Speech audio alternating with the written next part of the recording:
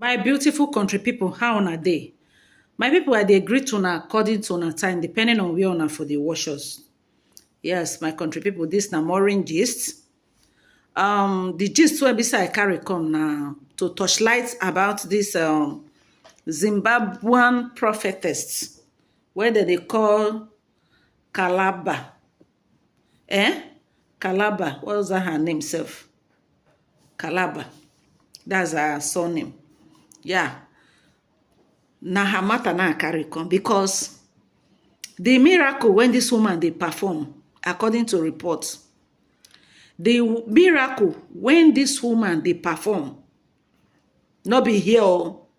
Water from the skeleton of him husband when he be say he don kpai, na im dey give people wey be say they come look for prosperity, they come look for miracle. E dey use am dey perform different miracle. According to reports, they say this prophetess, the husband don kpai. That is, the family declare this man missing. When they find this guy, when they find am, the wife say he no know where he dey. This thing don reach 2 years now. We say they don dey find this man. She say she no know where the man dey. Meanwhile, when the brother, according to report, the prophetess, she did not even allow anybody access to the house. Anytime when the man family come, he go pursue them. Now so dem do this thing, no, sote. One of the brother come summon courage, so no, we go must see the end of this whole thing. Anything wey won't happen, make it happen. All kpai na kpai. Now I go report the matter for police. Say make police give them court order so that they go enter this woman house. That thing when they hide, them must find out. Now so they can't go get court order from court through police. Now they can't go, make they go search the woman house. When they reach, the woman no green, say they go enter one particular room where lock. Now they use force, open the door. Behold, my people. Now this picture one I dey see so. Na him. According to the woman, she say na prophet. Na one prophet when he be say go meet, make he pray for am. Now he tell am say make he keep this husband by body, the skeleton for miracle. Say the guy go dey perform miracle, and from there he go dey make money. According to how she said, she don't take and help a lot of people. Those of una maybe say anytime we say person talk about maybe all these so-called men of God, according to una, una go come begin they attack person. Go and look for work. You know, just get work. Go find work. You don't know what to say. Go find work. Yeah. Make una fear God though. Make una fear God, because no amount of threatening where be say una like, make una threaten Maureen. Where be say, if I see truth, or because of say I dey do this kind of work, I no go come touch light waiting day. I go come, they touch light the whole thing. I'm telling you guys. Me where be say I be Maureen, I go come touch light am. So according to reports, Zimbabwean police on Monday arrested a woman from the garden compound Lusaka along with her 4 children in connection with the murder of her husband. His body has reportedly been kept in the home for 2 good years. Oh, my people, 2 years. The woman, identified as 51 years old prophetess Sylvia Motoba Kalaba, kept her late husband skeleton for spiritual powers. Now they say so. Okay, now let's assume say this person now begin they perform miracle. Come become influence, come they very influential. Come get maybe 150,000 capacity church. If people like us come say, come question the source of miracle, una go say, make we quiet, we no get work. Who are you to judge? Make una see this one now. So make we keep quiet, make we no talk. Make una see this one now, we say they happen. Make we no talk. This woman, now because of say they catch her more. Now because of say they catch this woman, I make her own, they make wave now. Many others will be say they never catch, they full everywhere. According to reports, she claimed her husband died of natural causes as he suffered from asthma. Motuba Calabar said she preserved his skeleton to aid her in performing miracle. Given her role as a prophetess, she said, I was advised by a ritualist in Tanzania to do this in order to perform countless miracles and make money as I am a prophetess. And through this, I have helped a lot of people, who have been flocking to my house of prayer who have been flocking to my house of prayer to receive financial breakthrough and other miracles.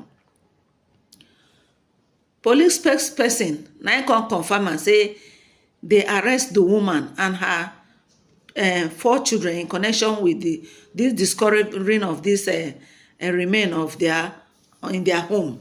They say so. So now, wanna see this thing. Now they say so. See the skeleton. This will not be then say it happened live and direct. See, una don't hear what the woman talk. The case was initially reported as a missing person. Investigation by the deceased man elder brother.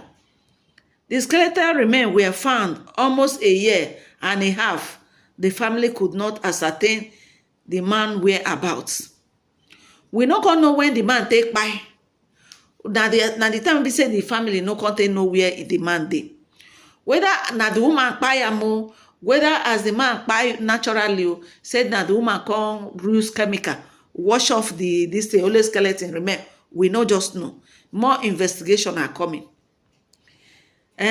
So when somebody go begin to talk about all this whole thing, and I go say, judge not, touch not my anointed. I say this woman na anointed, abi? Na anointed. Waiting they happen for this life, e don't pass, be careful. The remains of George Calabar discovering lying on bed were reduced to a skeleton, indicating he had been dead for a significant period. Since July 2023, George family had been inquiring about his whereabouts, but Motuba Calabar, which is the prophetess, reportedly denied them access to him.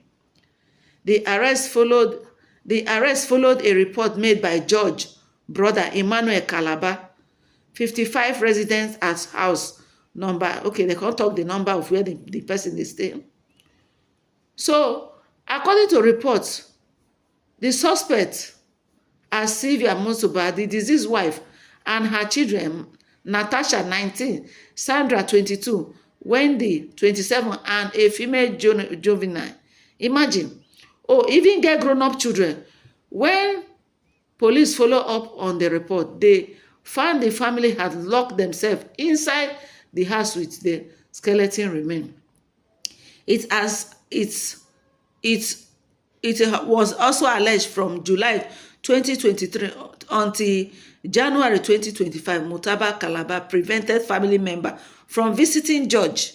When they say so, a tenant, Emmanuel, eventually learned that George has not been seen for over 2 years, raised concern about his well-being.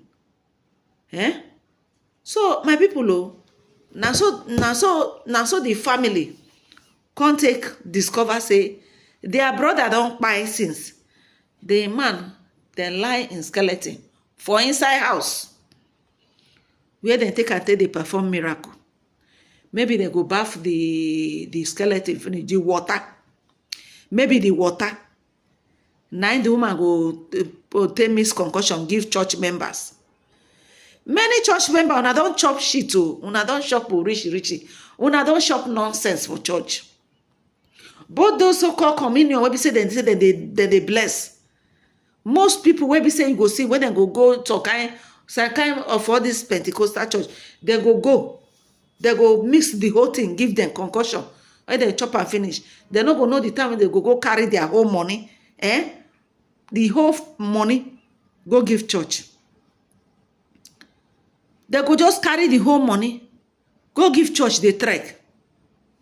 Now, so my family friend, then go church. Then go keep one pastor for house for more than one year, they feed pastor. Pastor can't do them akbroka, can't show them Jesus born. One money like this man carry motor, make it, then go church. Lexus, now they drive. This person, a person will be say no. Before you know, whether na hypotize the man, or I be put something for food for the man chop in no. The man just carry car, give the pastor. Carry car, give the pastor. When they want to, he not even tell him wife. His wife and his 4 children, then go church. He not tell them. Carry pastor, stay so their car. Now so they enter keke trek, go house. Before their eye go clear, the man don't carry the car, go Ebonyi State. Now that one the man take hammer.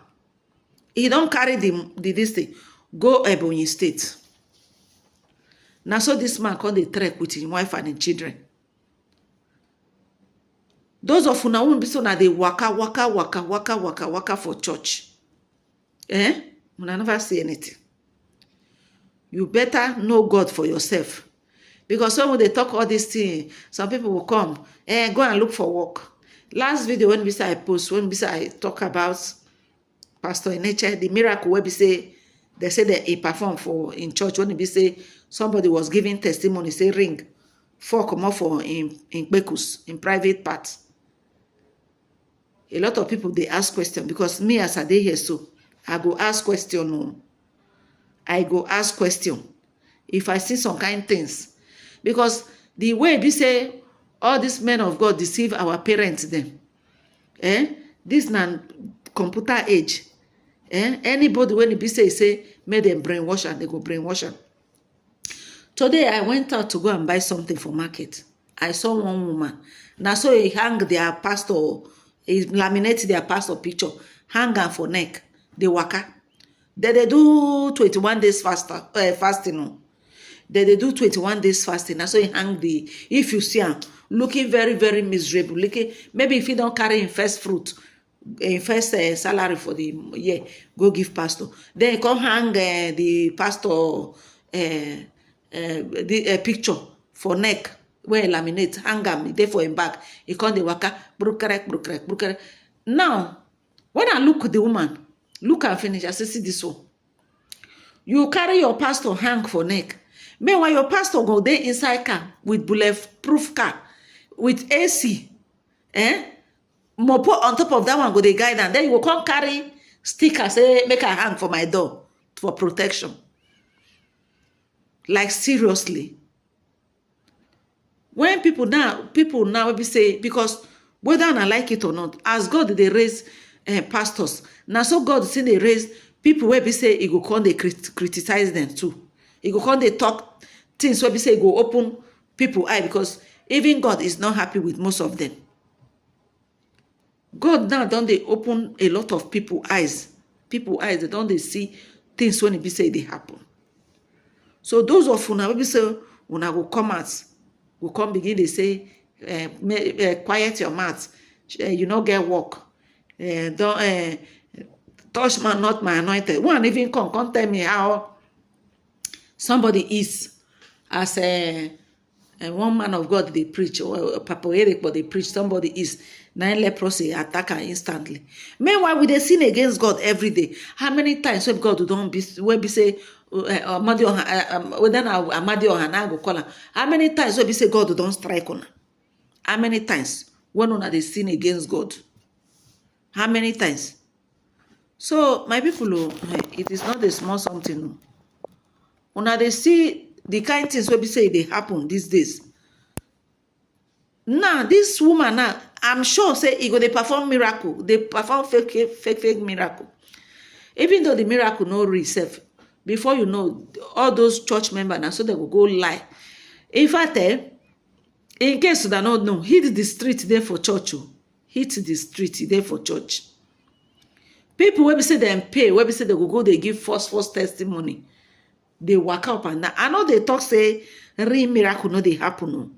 Make una no get me wrong. I know they talk say real miracle no happen. Even Jesus Christ perform miracle. But e get some kind of one wey be say dem go say dem perform. Only you make you use your tongue, count your teeth. Use your tongue, count your teeth. Know God by yourself. No come talk say because this person they call the name of God, therefore in they do the will of God. Live. On that last day, God go judge all of us. On that last day, God go judge all of us. All these things wey be say they happen, so wey be say they happen. Most people they no go sing get sense. Anywhere they make pararam, they don't run go miracle. They happen for here. I don't follow be miracle seeker before. I don't follow be miracle seeker. I am a miracle seeker, so I know what waiting day. So my people, make una like, make una share this video. This na Moringist. Those of una maybe say una never subscribe to this channel. Una they watch me for the first time. I beg, make una hit the subscribe button. Click the bell notification. Those of my returning subscribers, I say God will bless you. Make una like, make una share this video so that a lot of people go get sense. So, now bye bye you.